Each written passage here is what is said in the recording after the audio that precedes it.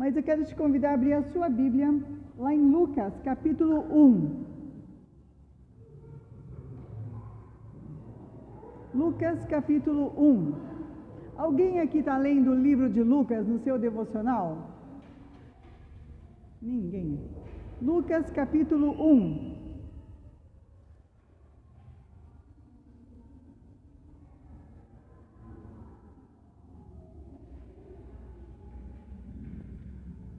Todos acharam? Amém? Quem mais achou? Mais alguém achou? Mais? Mais alguém achou? Você vai achando e vai dizendo amém, tá bom? Vamos lá. Amém? Quem mais? Você vai achando Lucas e vai dizendo amém. Amém? Todos acharam? Vamos lá, ainda volta a gente. Estou esperando todo mundo achar. Quando todo mundo achar, a gente começa. Amém? Amém? Todo mundo achou? Peraí, a Soraya está dando um help ali. Vamos lá. Eu vou começar. Lucas, capítulo 1, versículo 1, do 1 ao 3. Diz assim: visto que muitos já empreenderam uma narração coordenada dos fatos que entre nós se realizaram, conforme nos transmitiram os que desde o princípio foram deles testemunhas oculares e ministros da palavra, igualmente a mim, Lucas está falando, igualmente a mim, pareceu bem, depois de cuidadosa investigação de tudo desde a sua origem, dar-lhe por escrito, excelentíssimo Teófilo, uma exposição em ordem, vou ler o 4, tá bom? Para que você tenha plena certeza das verdades em que foi instruído. Amém? Baixe sua cabeça, feche seus olhos e nós vamos orar. Pai, eu te louvo pela tua palavra escrita por Lucas, que foi, ó Deus, servo do Senhor. Ele, ó Deus, se empenhou para que a tua palavra chegasse até nós, escrevendo lá atrás, há 2000 anos atrás. Nós te louvamos, Deus, por Lucas, que escreveu esse texto, inspirado pelo Espírito. Te louvamos por aqueles que traduziram. Te louvamos, Deus, por aqueles que trabalham na impressão das Bíblias ao redor do mundo. Te louvamos, ó Deus, porque a palavra chegou até nós. E o Senhor é engrandecido nessa noite. Fala conosco, doce Espírito. Em nome de Jesus que nós oramos. E todos dizem? Amém. Amém. Podem sentar-se. Hoje, é difícil para mim óculos, porque óculos é só para eu ler. E quando eu estou no computador. Fora disso, esse é mais para o computador. Fora disso, de longe, não dá certo. Mas vamos lá. Ninguém está lendo o livro de Lucas aqui, certo? Mas a gente lê um pouquinho agora. E quando a gente encontra a narrativa de Lucas aqui, ele escreve para uma determinada pessoa. Para quem que ele escreveu? Para quem? Teófilo. Aí você fala, que nome feio, estranho, né? Teófilo tem 2 significados. Uns dizem que Teófilo pode ter sido um poderoso militar romano, de alta patente. Outros dizem que também, embora fosse um militar de alta patente, Teófilo significa querido por Deus, amado por Deus. E quem nessa noite que está aqui é amado por Deus? Sério que vocês são amados por Deus? Vou perguntar de novo. Quem é amado por Deus nesse lugar? Amém. Amém. Glória a Deus. Então essa carta é para você. Porque antigamente as cartas eram escritas muitas vezes por códigos, para que elas não fossem perdidas, e muito do que foi escrito foi perdido. Então essa carta chegou até nós com o nome de Teófilo, mas você pode colocar lá o seu nome, Thaís, Fabiana, Pedro, Estevão, coloque o seu nome lá. Essa carta foi direcionada para você. Porque a Bíblia inteira, às vezes a gente olha e fala, estranho, né? Mas ela chegou até nós por causa do grande amor de Deus, do imenso amor de Deus, que a gente não consegue medir, mas a gente pode perceber em todas as coisas. Então essa carta chegou até você porque Deus te ama. O que estava escrito naquele espelho lá na entrada? Pode falar. Vai, agora ela ficou com vergonha. O que estava escrito naquele espelho lá na entrada? Pode falar, João. Jesus morreu por essa pessoa. E por que Jesus morreu por essa pessoa? Porque Deus te ama. Porque Deus nos ama. E agora a gente vai lá para Lucas 5, que agora a gente entra no nosso assunto de hoje. Lucas 5, de 17 a 26.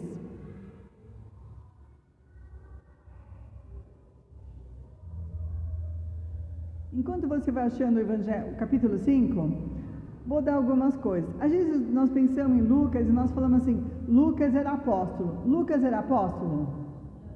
Não. Lucas não foi apóstolo. Nós pensamos Mateus, João foram apóstolos, então Lucas também foi apóstolo. Não, Lucas não foi apóstolo. Quem era Lucas? Lucas era um médico que acompanhava o apóstolo Paulo. E aí você falou assim, e ele faz uma investigação muito grande. Alguns dizem que o Teófilo pode ser alguém que tinha muito dinheiro e ajudou Paulo a fazer a investigação. São pesquisas, o que sugerem é que aconteceu isso. Mas uma das coisas, Lucas sabia muito sobre Jesus, porque ele conheceu uma pessoa muito especial na vida de Jesus. Quem que Lucas conheceu de muito especial para Jesus? Maria. Lucas encontra Maria lá na igreja de Éfeso. E por isso Lucas ouviu muito a respeito de Jesus. Então ele ouviu, antigamente a tradição era oral, era na oralidade, era o que um passava para o outro nas conversas, não tinha TV, não tinha smartphone, não tinha nada disso, e as pessoas sentavam e conversavam muito, e as histórias bíblicas foram repassadas assim. Então chegou aqui Lucas, um médico. Ele não era apóstolo, ele não era escriba, porque os escribas, a gente vai ver aqui que escreviam muito bem, mas ele era médico. Então, ele não devia ter a letra dos médicos de hoje, né? Então, seguindo lá, Lucas 5, do 17 ao 26.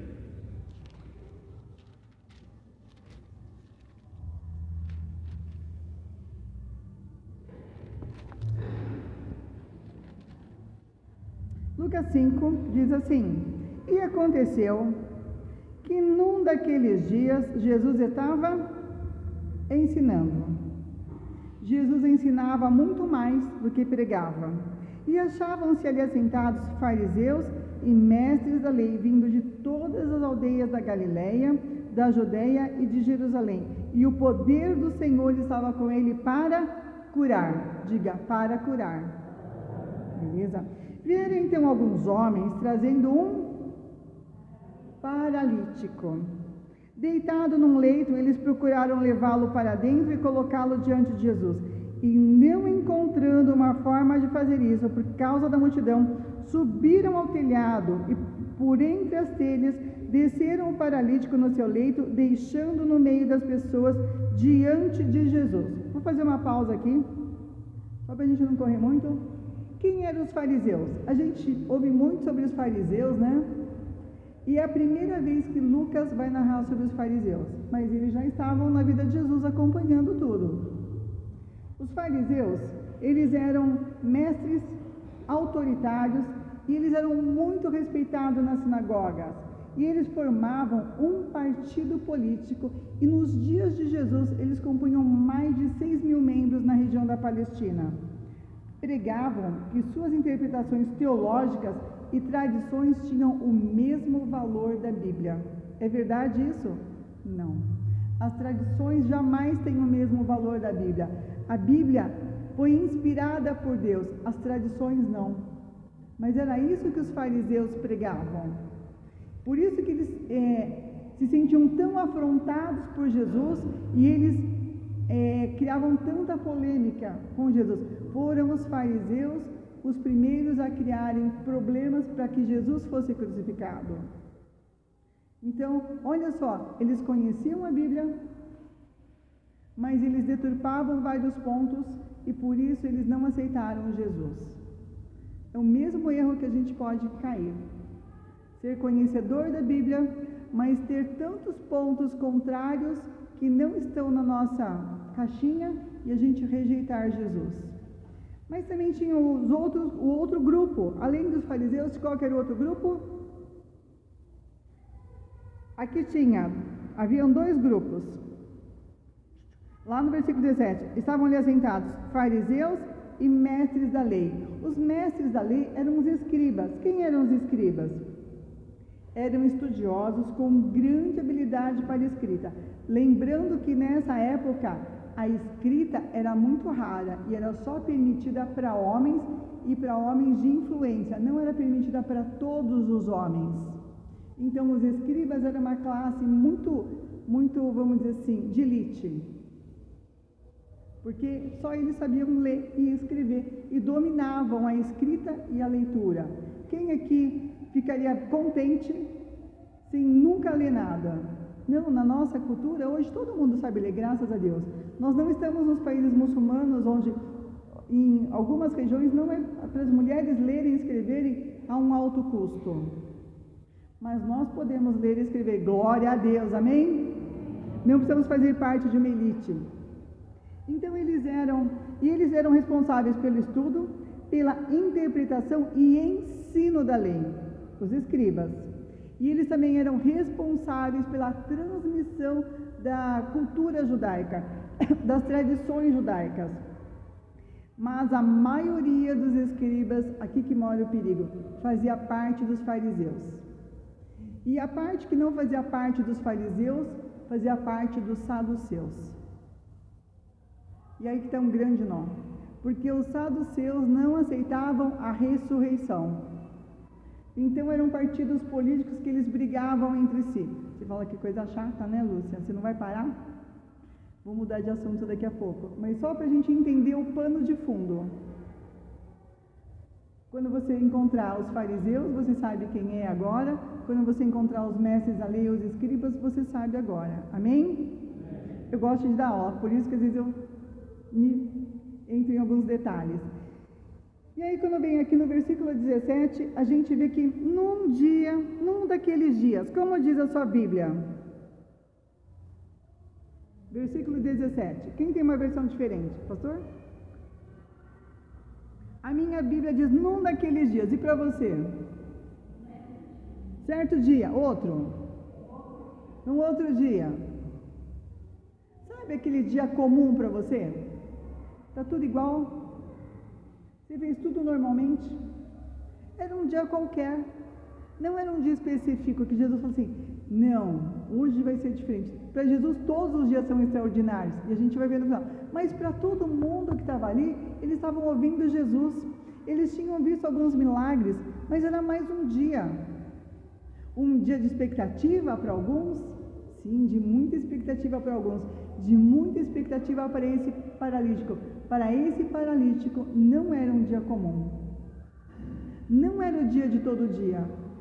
Sabe aquele dia que acontece algo excepcional na sua vida? Esse foi o dia do paralítico. Mas para muita gente era um dia comum. E Deus costuma fazer coisas extraordinárias quando nós achamos que é um dia comum. Você viu o sol nascer lindo, lindo hoje? Que amanhecer lindo!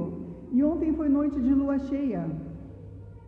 Hoje até amanheceu ficou claro mais cedo do que nos dias normais. Mas para muita gente foi só um dia normal. Mas para nós que vimos Jesus em todas as coisas, foi um dia excepcional. Tem sido um dia excepcional. Como foi para você? Você pode pensar em algo de muito gostoso que aconteceu hoje? De uma bênção especial de Deus na sua vida? Hoje. Não a de ontem, hoje. Deus está fazendo sempre coisas novas e nós precisamos atentar para os detalhes. E aí, seguindo, versículo 18, diz, vieram então alguns homens trazendo um paralítico deitado num leito. Alguém aqui já carregou alguém numa cama? Já carregou alguém doente para o hospital? Pesa muito. Quando a pessoa não segura o corpo, pesa muito mais.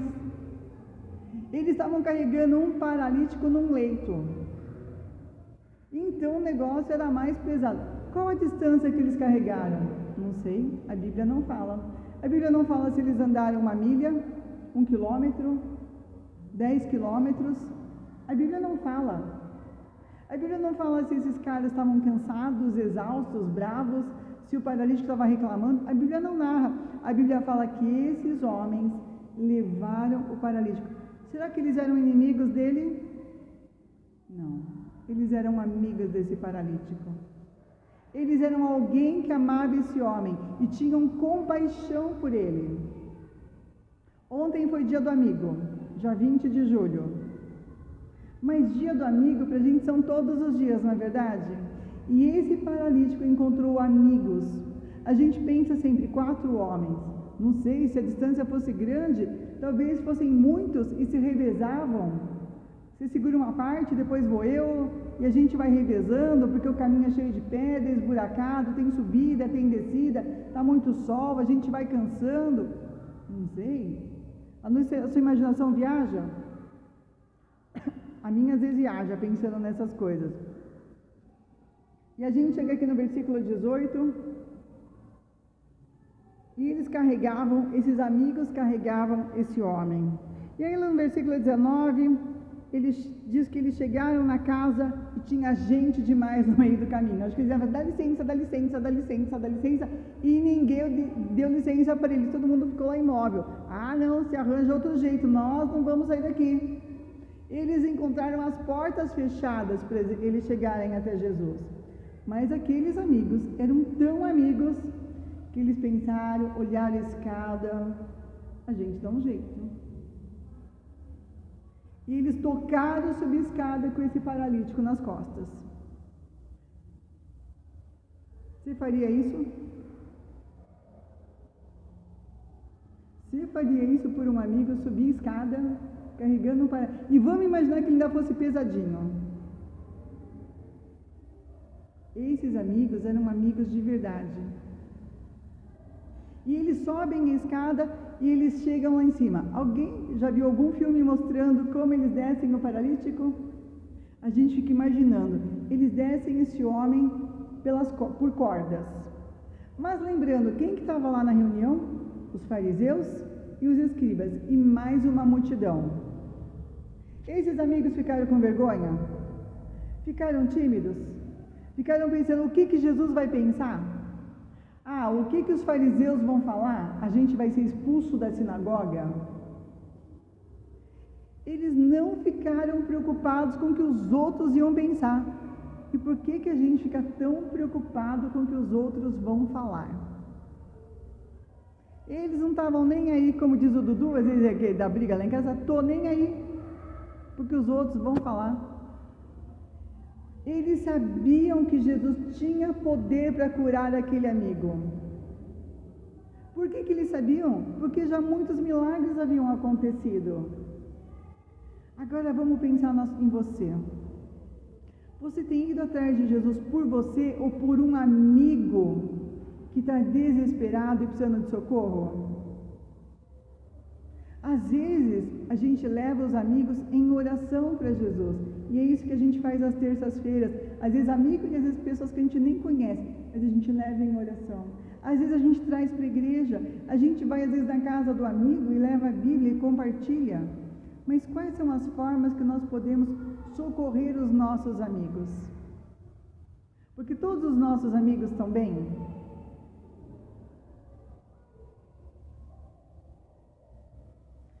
Mas esses amigos aqui encontraram um jeito. Toca a subescada. Só que lá em cima, a construção da casa, a gente pensa numa casa de laje, mas não. Eles vão tirar ladrilhos de barro. Ladrilhos, não no conceito que a gente pensa de ladrilho, cerâmica, coisa assim. Só vou ler para vocês aqui.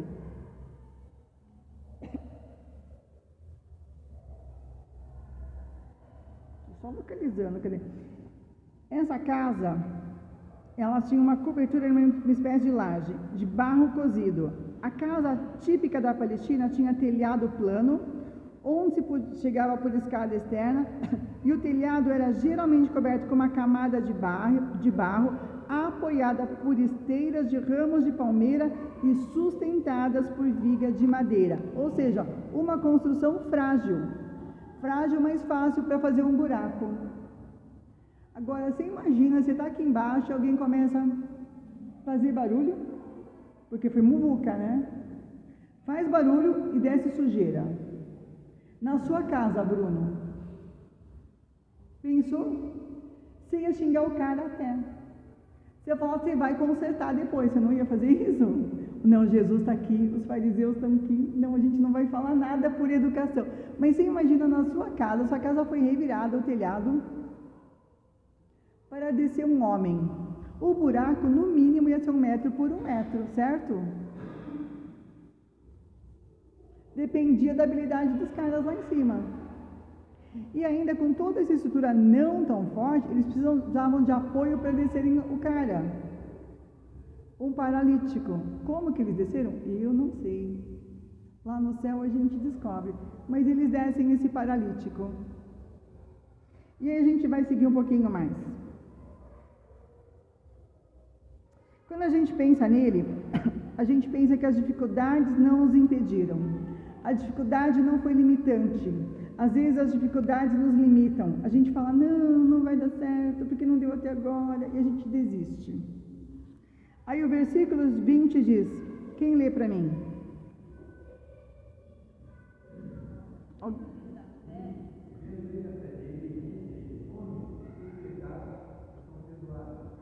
De quem foi a fé que Jesus viu? De quem? Dos amigos, dos homens que carregavam. Jesus não viu a fé do paralítico, viu dos homens que carregavam ele.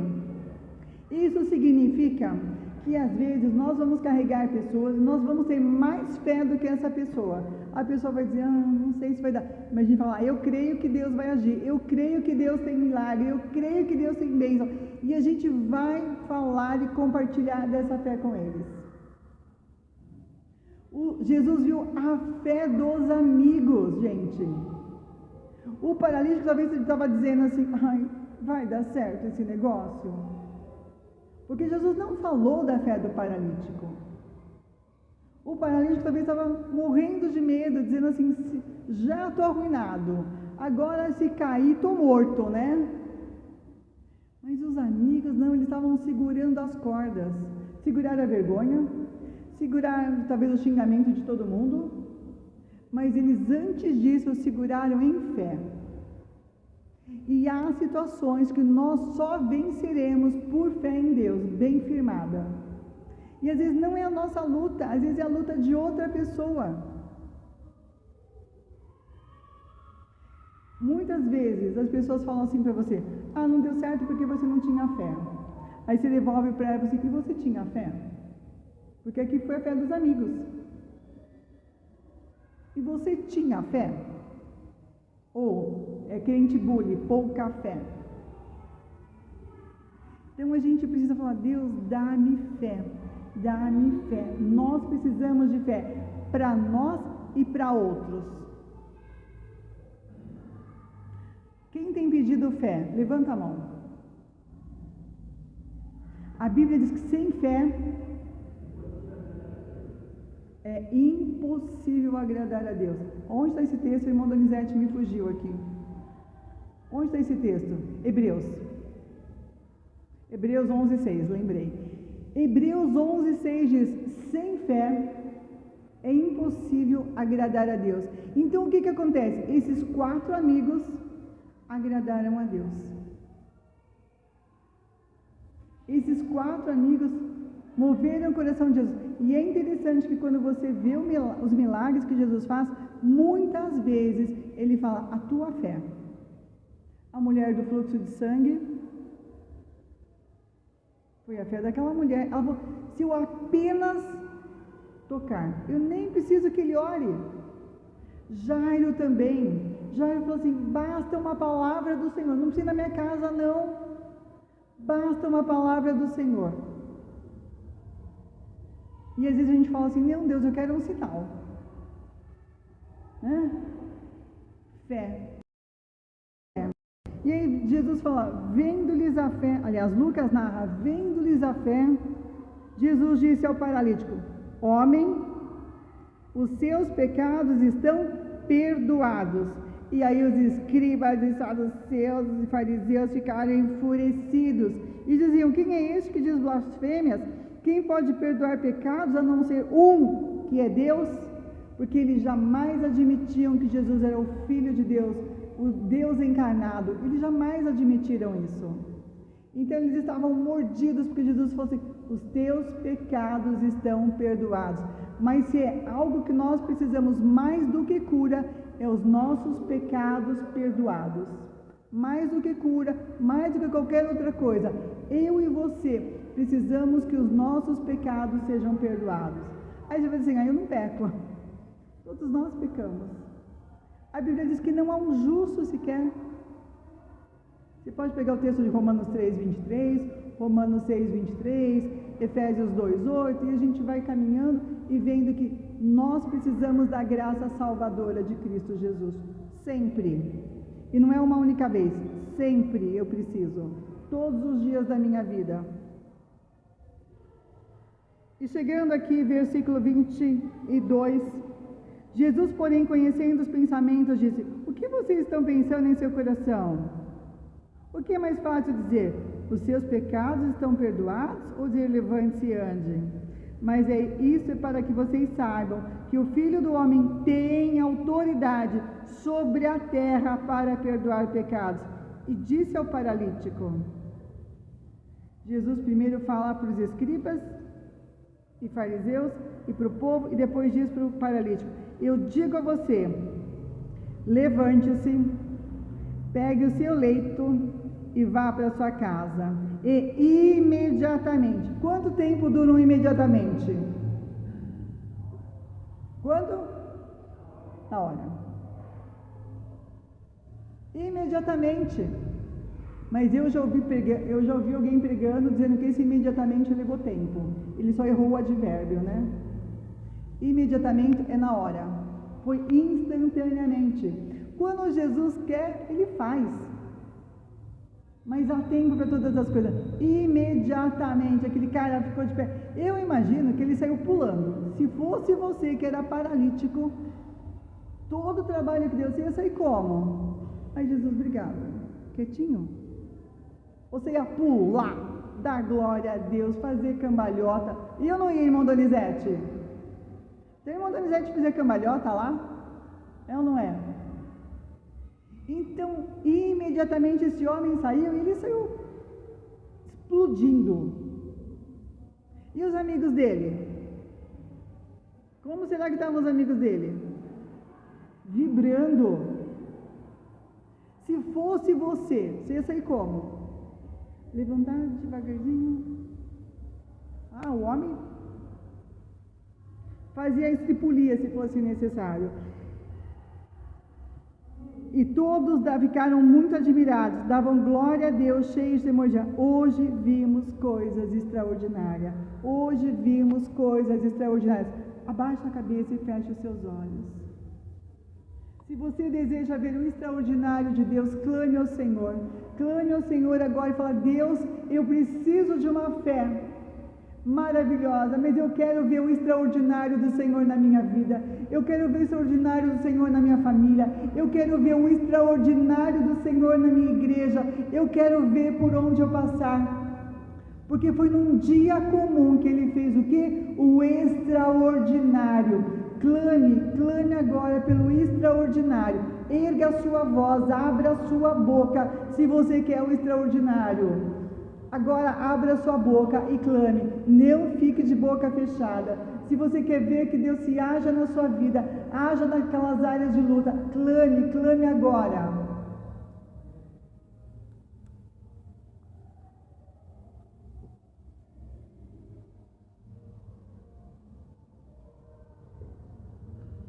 Deus, nós queremos mais do Senhor, nós queremos muito mais do Senhor.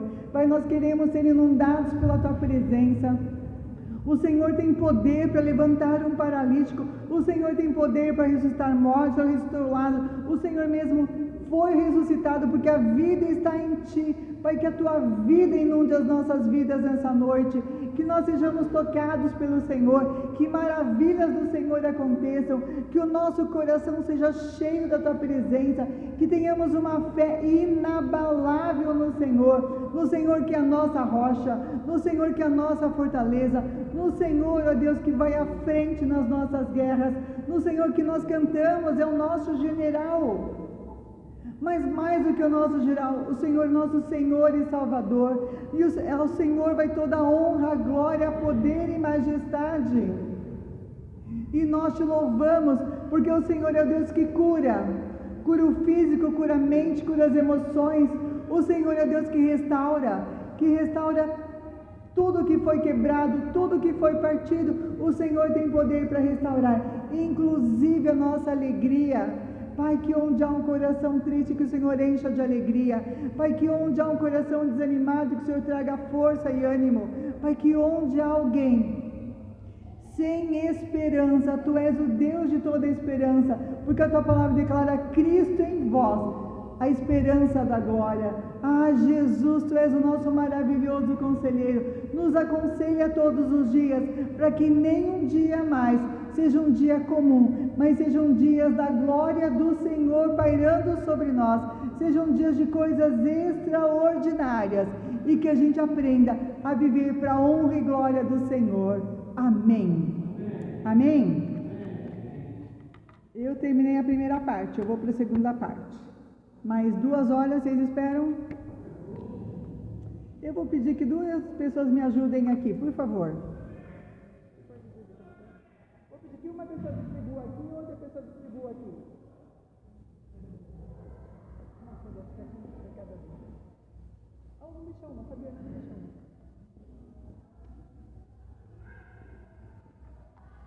Deixa eu ver como é.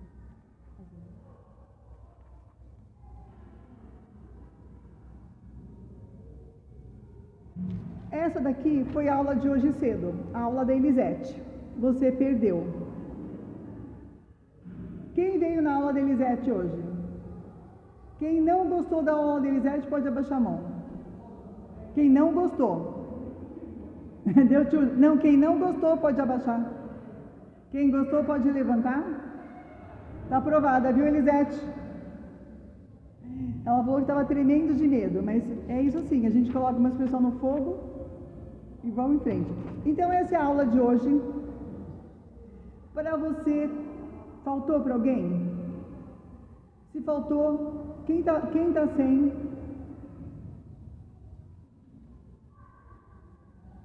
Tem mais alguém sem? Mais alguém precisa? Quem mais está sem? Estou aqui, pode pegar, eu pego do pastor. Ah, já deu. Beleza. Então aqui foi a aula da dona Elisete hoje, da senhora Elisete, tá bom? Aqui atrás, hoje, a nossa professora Jaqueline, Jaque, fica de pé. Essa é a nossa professora da classe de adultos. Ela lançou um desafio pra gente. E o desafio é que a gente jejue 21 dias.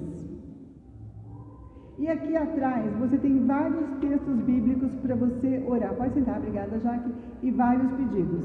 Um deles começa com agradecimento. Às vezes a gente chega para Deus e fala assim: Deus, essa é a listinha do supermercado que eu preciso. E a gente esquece de agradecer a Deus por tantas coisas. Toda vez que você chegar diante de Deus, chegue agradecendo. Lembrando do paralítico, ele tinha amigos que tinham fé. Amigos que têm fé, oram. Quando você orar, lembre também das pessoas da igreja, tá bom? Lembre do pastor, de mim, e vamos lá. Aí aqui você vai ter um Salmo 136, de 1 a 3. Não vou ler todo. Depois você tem um texto, Brasil. Ore pelo Brasil, Salmo 33.12. Depois o Salmo 147.14. Você tem o texto aqui para ficar mais fácil para você. Pastor Daniel que preparou hoje à tarde. Muito obrigada. Depois você tem um texto por Israel. E eu quero ler esse texto. Porque diz: orem pela paz de E aí tem uma promessa: que sejam prósperos aqueles que a amam. E aqui quero só dar uma explicação. Muita gente fala: por que a gente vai orar por Israel? Por que você tem que orar por Israel?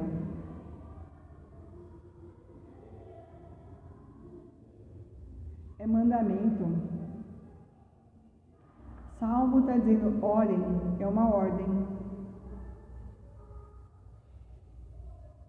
E às vezes a gente lê alguns textos e a gente ignora, mas orem significa, é mandamento, orem pela paz de Jerusalém.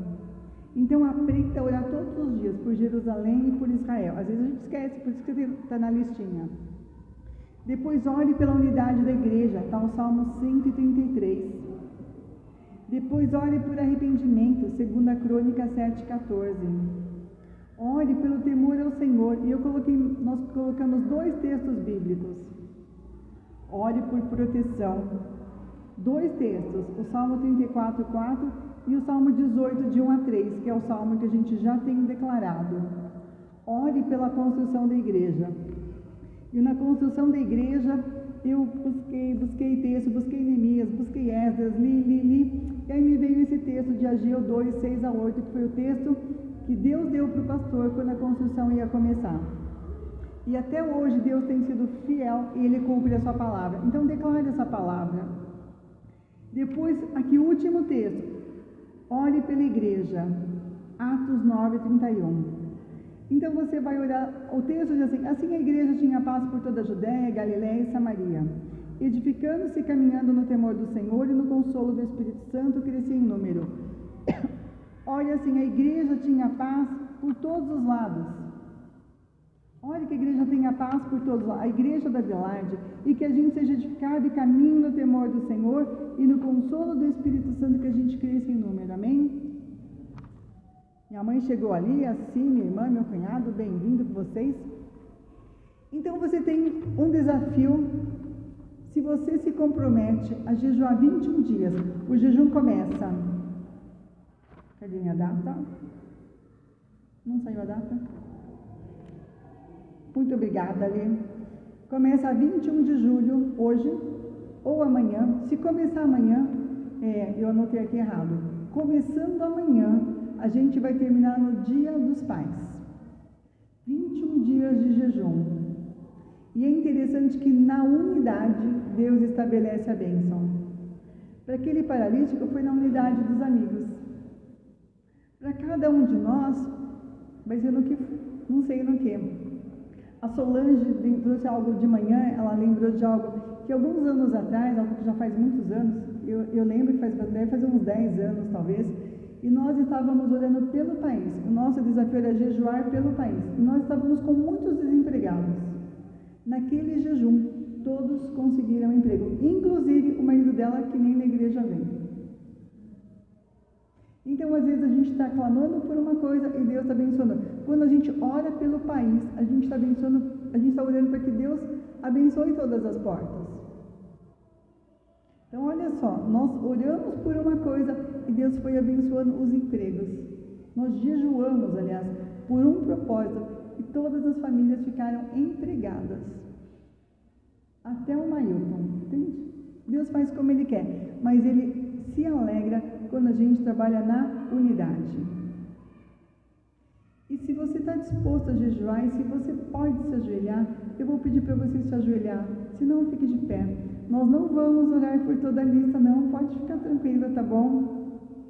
Só vamos orar por alguns pedidos.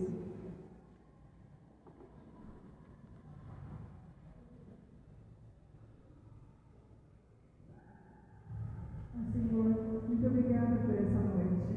Muito obrigada, Deus, porque o Senhor é Deus do céu e Deus da terra. O Senhor é soberano sobre todas as coisas. E, Pai, nós invocamos o Teu nome sobre todos aqueles que estão dispostos a jejuar esses 21 dias. Pai, que cada um seja fortalecido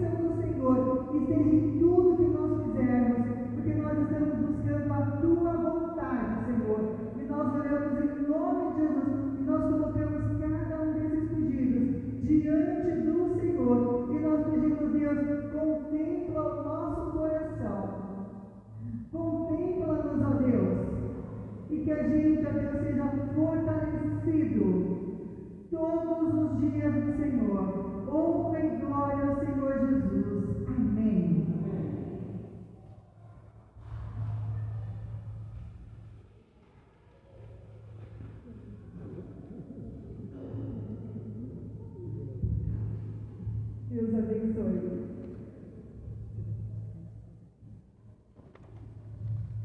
Amém. Que bom que você veio. Obrigado, pastora. Que bom que todos vocês estão aqui hoje. Eu não posso terminar esse curso sem perguntar que bom ter vocês. Deus abençoe. Uma alegria mesmo. Eles tiveram um encontro de casais já faz um tempo. Jéssica e Leandro, eu reconheço as fisionomias, eu não lembro dos nomes, porque ela ora por vocês, né? Vocês estão na lista dela. E o bebê, acho que ela sabe o nome também. Mas desde a gente só tinha visto notícias no status. A gente não pode terminar esse culto sem fazer uma pergunta especial. Talvez você hoje queira que esse dia ordinário, comum, mas um dia seja um dia extraordinário. Para ele ser extraordinário para você, talvez está faltando um detalhe.